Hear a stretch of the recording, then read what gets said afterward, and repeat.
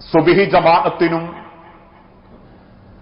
അതോടൊപ്പം ആഴ്ചയിൽ തിങ്കളും വ്യാഴവും വർഷത്തിൽ ശഅബാൻ മാസത്തിലും അള്ളാഹുവിന്റെ അരികിലേക്ക് ഉയർത്തപ്പെടുമെന്ന് കഴിഞ്ഞ ആഴ്ചയിലെ ഖുതുബയിലൂടെ നമ്മൾ മനസ്സിലാക്കി. നമ്മുടെ ജീവിതത്തിൽ നമ്മൾ ചെയ്യുന്ന ഇത്തരത്തിലുള്ള ഇബാദത്തുകളും കർമ്മങ്ങളുമാണ് നമ്മളുടെ ഓരോരുത്തരുടെ ജീവിതത്തിലും അള്ളാഹു എടുക്കുന്ന തീരുമാനത്തിന്റെ അടിസ്ഥാനം. ഒരു മനുഷ്യന്റെ ദുനിയാവിലുള്ള അവന്റെ വിധിയും ആഖിറത്തിലുള്ള റബ്ബിന്റെ തീരുമാനവും, ഇതൊക്കെ റബ്ബ് തീരുമാനമെടുക്കുന്നത് ജീവിച്ച കാലഘട്ടത്തിൽ നമ്മൾ ചെയ്ത അമലുകളുടെ രേഖകൾ മുൻനിർത്തിയാണെന്നും ആ രേഖകൾക്കനുസരിച്ചിട്ടാണ് മനുഷ്യന്റെ ജീവിതത്തിൽ അള്ളാഹു തീരുമാനമെടുക്കുന്നതെന്നും വിശുദ്ധ ഖുർആനിന്റെ വെളിച്ചത്തിലും പ്രവാചക ചരിത്രത്തിലും നമുക്ക് കാണാൻ സാധിക്കും. അതുകൊണ്ടാണ് നമ്മളൊക്കെ നമ്മളെ അമലുകൾ വർദ്ധിപ്പിക്കുന്നത്. നാളെ അള്ളാഹുവിന്റെ മുൻപിലെത്തുമ്പോ നമ്മളെ തുലാസ് കനം തൂങ്ങണം. ആ കനം തൂങ്ങേണ്ട സമയത്ത് നമ്മൾ ചെയ്ത ഇബാദത്തുകളൊന്നും അള്ളാഹു സ്വീകരിക്കാതിരിക്കുകയും വലിയ പ്രതീക്ഷയോടുകൂടി നമ്മൾ ചെയ്തിരുന്ന പലതും നമ്മളെ തുലാസുകളിൽ എത്താതിരിക്കുകയും ചെയ്യുന്ന ഒരു സാഹചര്യത്തെക്കുറിച്ച് ഒന്ന് ചിന്തിച്ചു നോക്കൂ. അത്തരക്കാരായിരിക്കും ഏറ്റവും വലിയ ഹതഭാഗ്യവാന്മാർ. അവരെക്കുറിച്ചാണ് വിശുദ്ധ ഖുർആനിലൂടെ അല്ലാഹു തആല സൂചിപ്പിച്ചതും ആമിലത്തുൻ നാസിബ, വലിയ കഷ്ടപ്പാടിന്റെ കണക്കുമായിട്ടാണ് അവരെന്റെ അരികിലേക്ക് വരുന്നത്. അവരൊരുപാട് നമസ്കരിച്ചിട്ടുണ്ട്, നോമ്പ് നോറ്റിട്ടുണ്ട്, അവനവനെ കൊണ്ട് സാധിക്കുന്ന ഒരുപാട് നല്ല കാര്യങ്ങൾ ചെയ്തിട്ടുണ്ട്. അതുകൊണ്ട് തന്നെ റബ്ബ് എന്റെ സ്വർഗമാണ് എനിക്ക് നിശ്ചയിക്കുക എന്ന പ്രതീക്ഷയോടെ വലിയ അമലുകളുടെ ഭാണ്ഡക്കെട്ടുമായി റബ്ബിന്റെ അരികിലേക്ക് അവർ വിചാരിക്കും. പക്ഷേ തസ്ലാ നാറൻ ഹാമിയ, കത്തിജ്വലിക്കുന്ന അഗ്നിയിലേക്കാണ് അവരുടെ പര്യവസാനം. ഇങ്ങനെയൊക്കെ ചെയ്തിട്ടും അവസാനം അഗ്നിയിലേക്ക് ഇന്ന് റബ്ബിന്റെ പ്രവാചകനിലൂടെ അല്ലാഹു തആല ഓർമ്മപ്പെടുത്തിയപ്പോ സ്വഹാബത്ത് ഒന്നടങ്കം ചോദിച്ചു, റസൂലേ അതെന്തുകൊണ്ടാ? അല്ലാഹുവിന്റെ പ്രവാചകൻ സല്ലല്ലാഹു അലൈഹി വസല്ലമ തിരിച്ചു പറഞ്ഞു, അവർ ചെയ്ത അമലുകൾ അവരുടെ അക്കൗണ്ടുകളിലേക്ക് എത്തിയിട്ടില്ല. അവരുടെ അമലുകൾ അല്ലാഹുവിന്റെ ആകാശം വിട്ടുകടന്നിട്ടില്ല. അത് റബ്ബ് രേഖപ്പെടുത്തുന്ന രേഖയിൽ അത് വന്നിട്ടില്ല. ഉടനെ സഹാബത്ത് ചോദിച്ചു, പ്രവാചകരെ അതെന്തുകൊണ്ട്? ഞങ്ങൾ ചെയ്ത അമലുകൾ എന്തേ അള്ളാന്റെ അരികിലേക്ക് ഉയർത്തപ്പെടാത്തത്? അതിനു മറുപടിയായി അള്ളാഹുവിന്റെ പ്രവാചകൻ സല്ലല്ലാഹു അലൈഹി വസല്ലമ ഓർമ്മപ്പെടുത്തി, ഒരു കൂട്ടം ആളുകളുടെ അമലുകൾ അള്ളാഹുവിന്റെ അരികിലേക്ക് ഉയർത്തപ്പെടുന്നില്ല. ആ കൂട്ടരിൽ ഒന്നാമത്തെ വ്യക്തി പരസ്പരം വൈരാഗ്യവും പകയും പിണക്കവും കൊണ്ടു നടക്കുന്ന ആളുകൾ. ഇന്ന് നമ്മളെ ഭാഷയിൽ പറഞ്ഞാൽ അലോഗ്യപ്പെട്ട് ജീവിക്കുന്നവർ, കുടുംബബന്ധം മുറിച്ചവർ, തമ്മിൽ ബന്ധങ്ങൾക്ക് ദുനിയാവിൽ ഒരു ശ്രേഷ്ഠതയും കൊടുക്കാത്തവർ, മരണം വരെ മനസ്സിന്റെ പകയും ഈഗോയും വാശിയും കൊണ്ടു നടന്ന് അള്ളാഹു വീതിച്ചു തന്ന ദുനിയാവിന്റെ പേരിൽ, പണത്തിന്റെ പേരിൽ, അള്ളാഹു തആല ഏൽപ്പിച്ചു തന്ന കുടുംബത്തിൽ പ്രശ്നങ്ങളും പ്രയാസങ്ങളും സൃഷ്ടിച്ചുകൊണ്ട് വൈരാഗ്യം കൊണ്ടു നടക്കുന്ന ആളുകളുടെ അമലുകൾ അള്ളാഹുവിന്റെ അടുത്തേക്ക് ഉയർത്തപ്പെടുന്നില്ല. മഹാനായ പ്രവാചകൻ സല്ലല്ലാഹു അലൈഹി വസല്ലമ ഓർമ്മപ്പെടുത്തി, തുഫ്തഹു അബ്വാബുൽ ജന്ന, ആ അള്ളാഹുവിന്റെ സ്വർഗത്തിന്റെ കവാടങ്ങൾ തുറക്കപ്പെടും. യൗമുൽ ഇസ്നൈനി വയൗമുൽ ഖമീസ്, എല്ലാ തിങ്കളും എല്ലാ വ്യാഴവും. ഫയുഗ്ഫറു ലികുല്ലി അബ്ദിൻ, അന്ന് അടിമ ചെയ്ത എല്ലാ അവന്റെ സൽക്കർമ്മങ്ങളെടുത്ത് അവന്റെ പറ്റിപ്പോയ തിന്മകളൊക്കെ അള്ളാഹു പുറത്തു കൊടുക്കും. അതേത് പാപം അവൻ ചെയ്തിട്ടുണ്ടോ അവന്റെ നന്മക്ക് 10 ഇരട്ടി മുതൽ 700 ഇരട്ടി വരെ റബ്ബ് കൂലി നിശ്ചയിക്കും. എന്തിന്? അവൻ ചെയ്ത പാപങ്ങൾ ഈ നന്മകളെ കൊണ്ട് അള്ളാഹു പൊറത്തു കൊടുക്കാൻ. നമ്മൾ പോലും വിചാരിക്കാത്ത കൂലി നമ്മളെ ചെറിയ അമലിന് അല്ലാഹു തരും. എന്നിട്ട് അമലിന്റെ വലുപ്പം കൊണ്ട് അള്ളാഹു ചെയ്ത പാപങ്ങൾ പൊറുക്കും. അതാർക്കേ റബ്ബ് കൊടുക്കൂ? ലാ യുശ്രികു ബില്ലാഹി ശൈഅൻ, റബ്ബിൽ പങ്കു ചേർക്കാത്ത വ്യക്തികളാണെങ്കിൽ അവർക്കത് കിട്ടിയിരിക്കും. ഇല്ലാ റജുലൻ, ഒരാൾക്ക് റബ്ബത് കൊടുക്കില്ല. ഉലമാക്കൾ രേഖപ്പെടുത്തി, അത് ആണായാലും ശരി പെണ്ണായാലും ശരി, ഒരു വിഭാഗം ജനങ്ങൾക്ക് അല്ലാഹു അത് കൊടുക്കില്ല. കാനത്ത് ബൈനഹു വബൈന അഖീഹി ശഹനാഉൻ, കാരണം അവനും മറ്റൊരു സുഹൃത്തിനുമിടയിൽ, മറ്റൊരു ബന്ധുവിനുമിടയിൽ അവർക്കിടയിൽ എന്തോ അലോഗ്യമുണ്ട്, പകയുണ്ട്. അത് മനസ്സിൽ കൊണ്ടു നടക്കുന്ന, വൈരാഗ്യമായി കൊണ്ടു നടക്കുന്നവരാണെങ്കിൽ ഫയുഖാലു, റബ്ബിന്റെ കൽപ്പന വരും, ഉൻറുറൂ ഹാദൈനി ഹത്താ യസ്തലിഹ, അവർ രണ്ടാളും ആ അലോഗ്യം മാറ്റുന്നതുവരെ അവരുടെ ഇബാദത്തുകളോ കർമ്മങ്ങളോ നിങ്ങൾ ശ്രദ്ധിക്കേണ്ടതില്ല. അതുകൊണ്ട് തന്നെ ഇത്തരക്കാരുടെ അമലുകൾ അള്ളാന്റെ അരികിലേക്ക് എത്തുന്നില്ല.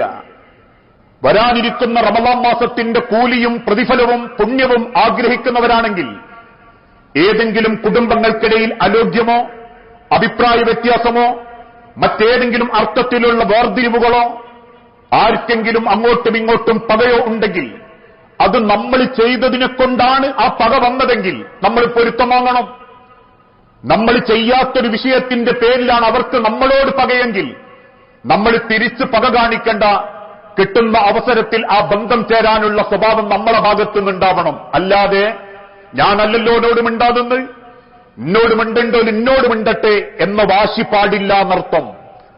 എന്റെ കബറിൽ ഞാൻ ഒറ്റക്കാണെങ്കിൽ എന്റെ അമലുകൾ എനിക്ക് ഉപകാരപ്പെടണമെങ്കിൽ ശഅബാൻ മാസത്തിൽ ഒരു ദിവസത്തെ പറ്റിയും അള്ളാന്റെ ഹബീബ് ഓർമ്മപ്പെടുത്തി, അന്ന് അടിമയുടെ അമലുകൾ അള്ളാന്റെ അടുത്തേക്ക് ഉയർത്തപ്പെടും. അത് കണ്ട് ബോധിച്ച റബ്ബ് ആ അടിമക്ക് വേണ്ട എല്ലാ നന്മകളും രേഖപ്പെടുത്തും. രണ്ടു പേരുടേത് അള്ളാഹു സ്വീകരിക്കുന്നില്ല, പാപം പൊറുക്കുന്നില്ല. ഒന്ന് മുശ്രിക്കുൻ, രണ്ട് മുഷാഹിനുൻ. സഹാബത്ത് ചോദിച്ചു, റസൂലെ ആരാ മുഷാഹിന്? തിരുദൂതന്റെ മറുപടി, റഖാത്തിഉ റഹിമിൻ, കുടുംബ ബന്ധങ്ങൾ മുറിച്ചവർ, അലോഗ്യപ്പെട്ട് ജീവിക്കുന്ന ആളുകൾ. ഇതാണ് അമലുകൾ ഉയർത്തപ്പെടാതിരിക്കാനുള്ള ഒന്നാമത്തെ കൂട്ടർ. രണ്ടാമതായി അള്ളാന്റെ ഹബീബ നബി തങ്ങൾ ഓർമ്മപ്പെടുത്തി, ഭർത്താവിനെ അനുസരിക്കാത്ത ഭാര്യമാരുടെ അമലുകൾ, ഭാര്യയെ പരിഗണിക്കാത്ത ഭർത്താവിന്റെ അമലുകൾ അള്ളാഹുവിന്റെ അരികിലേക്ക് ഉയർത്തപ്പെടുന്നില്ല. ഇസ്ലാമിക ചരിത്രം പരിശോധിച്ചു നോക്കുമ്പോ ഒരു സ്ത്രീയുടെ ഏറ്റവും നല്ല അടയാളമായി ഖുർആൻ പരിചയപ്പെടുത്തുന്നത് അനുസരണമാണ്. ഭർത്താവിന്റെ മനസ്സറിഞ്ഞ്, അദ്ദേഹത്തിന്റെ ചിന്തകൾ അറിഞ്ഞ്, അദ്ദേഹത്തിന്റെ ദീനിനോടൊപ്പം അനുസരിച്ച് ജീവിക്കാനുള്ളൊരു മനസ്സ്. ഇന്ന് സാന്ദർഭികമായിട്ട് പറയട്ടെ, പല വീട്ടിലും നേരെ തിരിച്ച നല്ല അനുസരണബോധമുള്ള പിയാപ്ലാരുണ്ട്, അനുസരിപ്പിക്കാൻ കഴിവുള്ള ഭാര്യമാരുണ്ട്. ആക്ഷേപിക്കുകയല്ല. ഏതെങ്കിലും ഒരു ഇസ്ലാമിക തീരുമാനമെടുക്കുമ്പോ പെണ്ണുങ്ങൾ അങ്ങനെ പറഞ്ഞു, അതുകൊണ്ട് ഞാൻ വിചാരിച്ചതായിക്കോട്ടെ എന്ന്. ഇന്ന് പറയുന്ന നിലപാടില്ലാത്ത ഭർത്താക്കന്മാരെ പറ്റിയല്ല ഇസ്ലാം ഈ ആയത്തിന്റെയും ഹദീസിന്റെയും നിർവചനത്തിൽ പരിചയപ്പെടുത്തിയത്. മറിച്ച് കൃത്യമായി കുടുംബം കൊണ്ടു നടക്കാൻ ആഗ്രഹിക്കുന്ന ഭർത്താക്കന്മാരോട്, ആ ഭർത്താക്കന്മാരെ അനുസരിക്കേണ്ട ഭാര്യമാരോട്. ഇന്ന് ബാക്കി എല്ലാ തിന്മകളിലും ചില ഭാര്യമാരനുസരിക്കും, അനുസരിപ്പിക്കാൻ ഭർത്താക്കന്മാർക്ക് താല്പര്യമുണ്ട്. നാട്ടിൽ റെസിഡൻസിന്റെ ഗാനമേളയുണ്ടോ? നമ്മൾ അവിടെയുണ്ട്. ഏതെങ്കിലും വാർഷികാഘോഷത്തിന്റെ ആഘോഷ പരിപാടികളുണ്ടോ? നമ്മൾ അവിടെയുണ്ട്.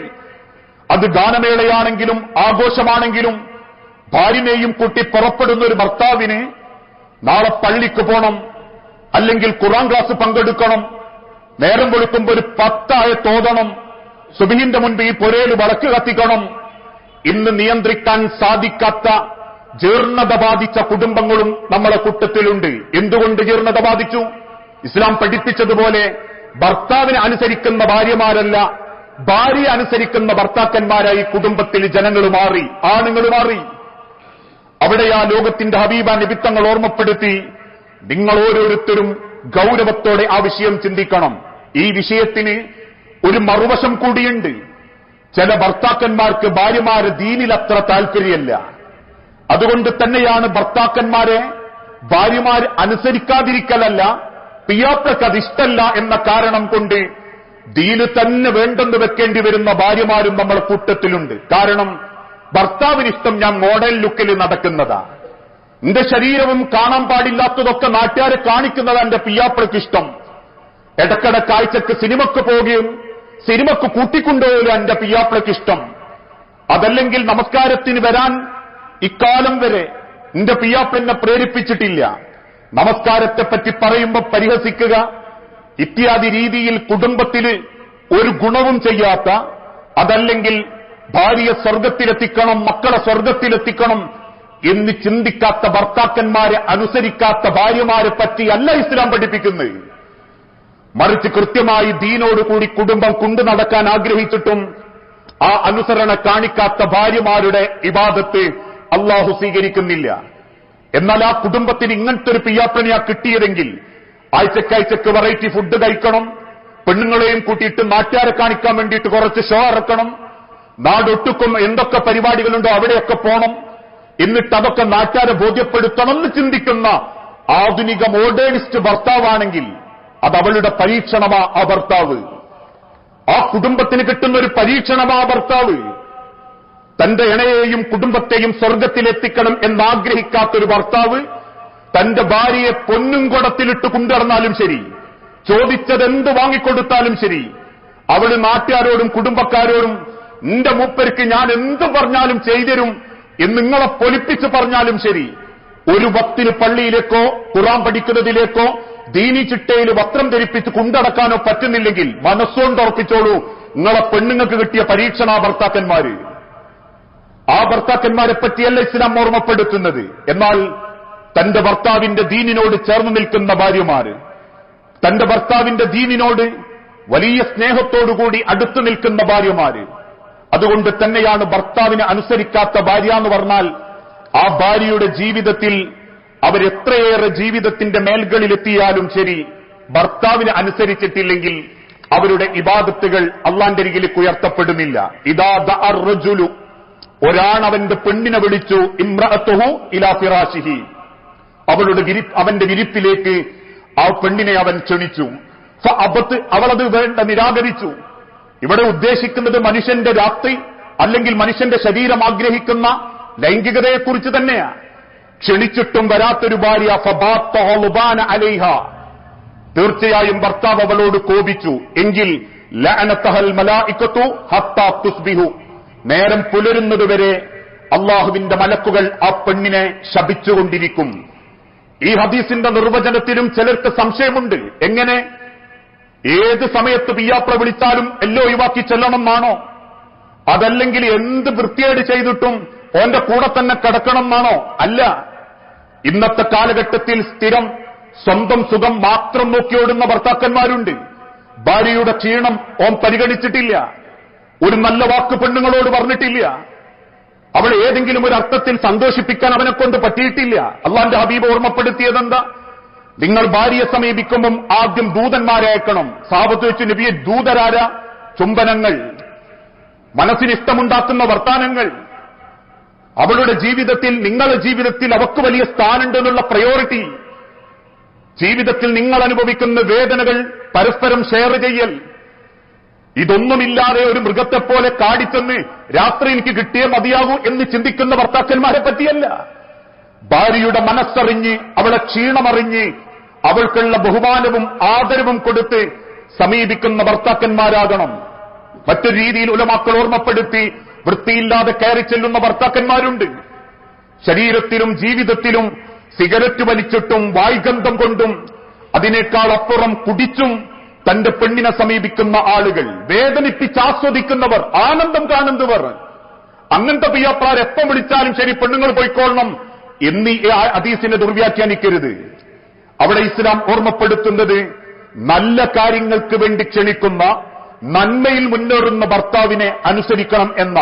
എല്ലാ രംഗത്തും, വസ്ത്രത്തിൽ, ഇബാദത്തിൽ, ആരാധനയിൽ, സ്വഭാവത്തിൽ അങ്ങനെ അനുസരിക്കുന്ന ഭാര്യമാര്, അനുസരിക്കാത്ത ഭാര്യമാരുടെ അമലുകൾ അള്ളാന്റെ അരികിലേക്ക് ഉയർത്തപ്പെടുന്നില്ല. അതോടൊപ്പം തന്നെ സ്ത്രീകളോടും അള്ളാന്റെ ഹബീബ് ഓർമ്മപ്പെടുത്തി, ഒരു ഭർത്താവിന് അർഹതപ്പെട്ടത് അയാൾക്ക് നിങ്ങൾ നൽകണം. അതൊരു പക്ഷേ സമാധാനമാകാം, അതൊരു പക്ഷേ ശരീരത്തിന്റെ സുഖമാകാം.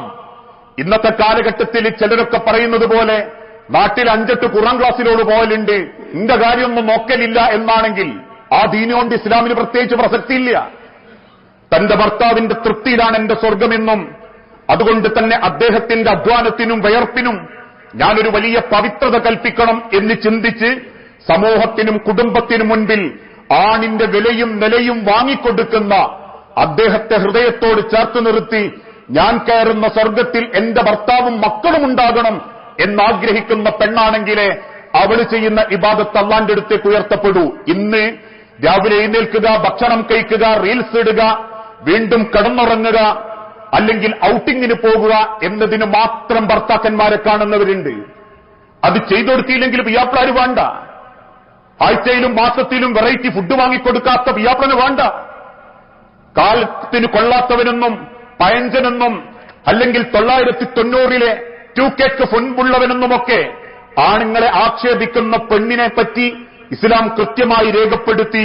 അവർക്ക് എന്ത് ദീനുണ്ടെങ്കിലും ഇന്ന് പറയുന്ന മാതിരി നല്ല ദീനുണ്ടാകും ജനങ്ങൾക്കിടയിൽ. പക്ഷെ വീട്ടിലെ ആണിന്റെ മനസ്സിൽ അതില്ലെങ്കിൽ അവളെ ഇബാദത്തും കർമ്മങ്ങളും അള്ളാന്റെ അടുത്തേക്ക് സ്വീകരിക്കപ്പെടുന്നില്ല. അതുകൊണ്ട് നബി തങ്ങൾ ഓർമ്മപ്പെടുത്തിയത് ഇദാ സ്വല്ലത്തിൽ മർഅത്തു, ഒരു പെണ്ണ് അവളെ നമസ്കാരം നിർവഹിച്ചു, ഹംസഹ 5, വസ്വാമത്ത് ഷഹ്റഹ, റമളാനിൽ നോമ്പും നോറ്റു, വഹഫിലത്തു ഫർജഹ, സൂക്ഷിക്കേണ്ടതൊക്കെ അവൾ സൂക്ഷിച്ചു, വഅത്വഅത്ത് സൗജഹ, ഭർത്താവിനെ അവൾ അനുസരിക്കുകയും ചെയ്താൽ. ആദ്യത്തെ 3 മാത്രമല്ല പറഞ്ഞത്. നിങ്ങൾ നിസ്കരിക്കണം, ഖുർആൻ ക്ലാസ്സിന് പോകണം, ബാക്കിയൊക്കെ നോക്കണം എന്ന് പറഞ്ഞിട്ട് അവസാനിപ്പിച്ചിരുന്നെങ്കിൽ നമുക്ക് പറയാം ശരി, അത് മതി പെണ്ണുങ്ങളെ ദീനിന്. പോരാ, വഅത്വഅത്ത് സൗജഹ, തന്റെ ഭർത്താവിനെ അനുസരിക്കുകയും ചെയ്തിട്ടുണ്ടെങ്കിൽ ഖീല ലഹ, അവളോട് പറയപ്പെടും ഉദ്ഖുലിൽ ജന്നത മിൻ അയ്യു അബ്വാബിൽ ജന്നത്തി ശിഅതി, നീ ഉദ്ദേശിക്കുന്ന ഏതു വാതിലിലൂടെയും നിനക്ക് അല്ലാഹുവിന്റെ സ്വർഗ്ഗത്തിൽ പ്രവേശിക്കാം. നമ്മളെ അമല് അല്ലാഹുവിന്റെ അരികിലേക്ക് എത്തണമെങ്കിൽ നമ്മളെ ജീവിതത്തിൽ ഇബാദത്തിന്റെ ഭംഗി മാത്രം പോരാ, നിസ്കാരത്തിന്റെയും നോമ്പിന്റെയും ഭംഗി മാത്രം പോരാ, സ്വഭാവത്തിന്റെയും കുടുംബത്തിന്റെയും ക്വാളിറ്റി കൂടി ചേരുമ്പോഴേ ഏത് അമലും അല്ലാഹുവിന്റെ അടുത്ത് സ്വീകരിക്കൂ. നാട്ടിൽ നല്ല ദഅവത്ത് നടത്തി, രാത്രി മുഴുവനും പോസ്റ്റർ ഒട്ടിക്കാൻ പോയി, ആഴ്ചയിൽ എല്ലാ ദിവസവും റോട്ടുമേലിറങ്ങി, നാടൊട്ടുക്കും പ്രസംഗത്തിനും ദഅവത്തിനും അല്ലാത്ത ദീനീ പ്രവർത്തനത്തിനും മുന്നിലുണ്ട്. പക്ഷെ സ്വന്തം വീട്ടിൽ കഞ്ഞിയുണ്ടോ? ഭാര്യക്കും മക്കൾക്കും ഭക്ഷണം കിട്ടിയിട്ടുണ്ടോ? ഭാര്യ ആഗ്രഹിക്കുന്ന ശാരീരിക സന്തോഷം കൊടുക്കാൻ പറ്റിയിട്ടുണ്ടോ? ഒരല്പനേരം പെണ്ണുങ്ങളെ കൂടിയിരുന്ന് വർത്താനം പറയാൻ പറ്റിയിട്ടുണ്ടോ എന്ന് ചിന്തിക്കാത്തവന്റെ ദീനീ ദഅവത്ത് പോലും പടച്ചോന് വേണ്ട എന്ന ഉലമാക്കൾ രേഖപ്പെടുത്തി. മാതാപിതാക്കളെ സംരക്ഷിക്കാത്തവന്റെ ഇബാദത്ത് റബ്ബിന് വേണ്ട. മാതാവിന്റെ തൃപ്തി കാണാത്ത മക്കളുടെ ഇബാദത്ത് പടച്ചോന് വേണ്ട. ഇസ്ലാം എന്ന് പറഞ്ഞാലും അള്ള സ്വീകരിക്കുന്ന അമലു എന്ന് പറഞ്ഞാലും നമ്മൾ കാണിച്ചു കൂട്ടുന്ന അഭിനയങ്ങളോ ഈ കാട്ടിക്കൂട്ടുന്ന കോപ്രായങ്ങളോ അല്ല. ഓരോ വക്ത് അള്ളാന്റെ മനസ്സ് മുൻപിലേക്ക് നെഞ്ചു വിരിച്ചു നിൽക്കുമ്പോഴും പടച്ചോന്റെ മുൻപിൽ തല കുമ്പിടുമ്പോഴും ഒരാത്മവിശ്വാസം ഉണ്ടാവണം, എന്റെ അമല് ആകാശം കടക്കുന്നു. കാരണം എന്റെ കുടുംബം, എന്റെ സമ്പത്ത്, എന്റെ ജീവിതം, എന്റെ ഇബാദത്ത്, എന്റെ അമലുകൾ ഇതൊക്കെ ഞാൻ കോർത്തിണക്കി കൊണ്ടുപോകുന്നുണ്ട് എന്ന ആത്മവിശ്വാസത്തോടെ ജീവിക്കാൻ പറ്റുമ്പോഴേ അള്ളാഹ് നിശ്ചയിച്ച ഏത് ഇബാദത്തും നമ്മളെ ജീവിതത്തിൽ മാറ്റമുണ്ടാക്കൂ. അതാണ് തിരുദൂതം പഠിപ്പിച്ചതും. 5 വക്ത് നിസ്കരിക്കുന്നത് കറുത്ത തഴമ്പുണ്ടാക്കാനും ശരീരത്തിന്റെ മെയ്വഴക്കം കാണാനും വേണ്ടിയിട്ടല്ല. 5 നേരം കുളിക്കുന്നവനെ പോലെ മനസ്സും ശരീരവും ശുദ്ധമാക്കാൻ ആ നിസ്കാരം നിങ്ങളെ സഹായിക്കുന്നില്ലെങ്കിൽ തസ്ലാൻ നാറൻ ഹാമിയ, നാളെ പരലോകത്ത് നിസ്കാരം പോലും നിങ്ങളെ തിരിഞ്ഞുകുത്തും. അതുകൊണ്ട് അമല് പടച്ചോന്റെ അടുത്തേക്ക് എത്തണേ. ശഅബാൻ മാസത്തില അത് അല്ലാഹുവിന്റെ അരികിലേക്ക് ഉയർത്തപ്പെടണമെങ്കിൽ ഈ പറയപ്പെട്ട കാര്യങ്ങളൊക്കെ സൂക്ഷിക്കണം. ഇൻഷാ അല്ലാഹ് ബാക്കി കാര്യങ്ങൾ പിന്നീട് മനസ്സിലാക്കാം. അള്ളാഹുവിന്റെ ദീനിനെ ഹൃദയത്തിലേക്ക് ചേർത്ത് റബ്ബ് ഇഷ്ടപ്പെടുന്ന മുഅ്മിനീങ്ങളുടെ കൂട്ടത്തിൽ ഉൾപ്പെടാൻ അള്ളാഹു നമുക്ക് ഓരോരുത്തർക്കും തൗഫീക്ക് നൽകി അനുഗ്രഹിക്കുമാറാകട്ടെ.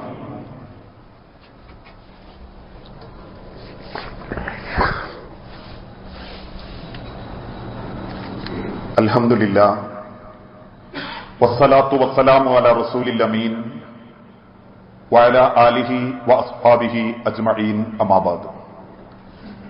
യാ അയ്യുഹന്നാസ് ഉസീകും സാനിയം ബിതഖ്വല്ലാഹ്. ജീവിതത്തിന്റെ ഒരു രംഗത്തും അള്ളാഹുവിനെ മറന്നു പോകരുതേ എന്ന് എന്നോടെന്ന പോലെ നമ്മളിൽ ഓരോരുത്തരോടും വസിയത്ത് ചെയ്യുകയാണ്, ഉപദേശിക്കുകയാണ്. ഒരുപാട് അനാചാരങ്ങൾ തിങ്ങി നിൽക്കുന്ന ഒരു മാസമാണ് റജബ്, ഷഅബാൻ എന്നീ 2 മാസങ്ങൾ. റജബ് മാസത്തിൽ മിഅ്റാജ് നോമ്പ് പോലെ ഷഅബാൻ മാസത്തിൽ ഒരു കൂട്ടം ആളുകൾ നിർമ്മിച്ച ഒരു പുതിയ ബിദ്അത്താണ് ബറാഅത്ത് നോമ്പ് എന്ന ഇസ്ലാമിക ചരിത്രത്തിലില്ലാത്ത ഒരു നോമ്പ്.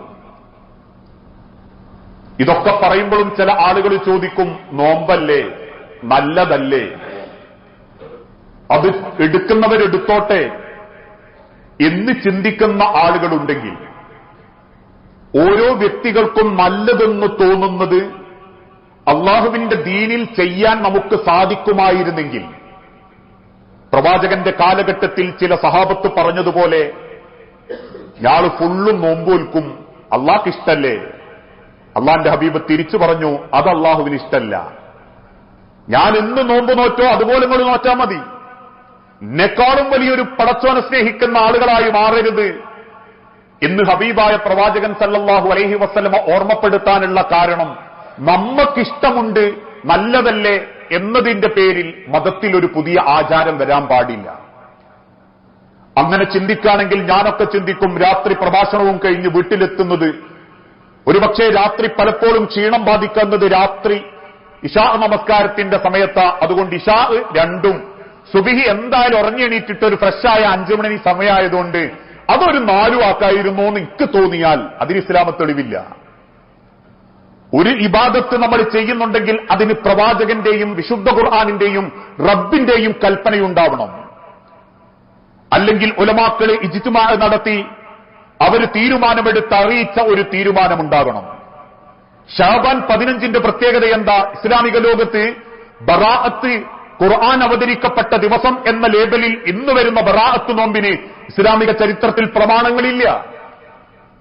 ഒരു വ്യക്തി എല്ലാ മാസത്തിലെയും 13, 14, 15 അയ്യാമുൽ ബീലിന്റെ നോമ്പെടുക്കുന്നവന് ആ 3 ദിവസം തുടർച്ചയായിട്ട് എടുക്കുന്നവന് എടുക്കാമെന്നല്ലാതെ 15 എനിക്ക് ബറാഅത്തിന്റെ നോമ്പ എന്ന് പറഞ്ഞിട്ടൊരു നോമ്പെടുക്കാൻ ഇസ്ലാമിക ചരിത്രത്തിൽ തെളിവില്ല.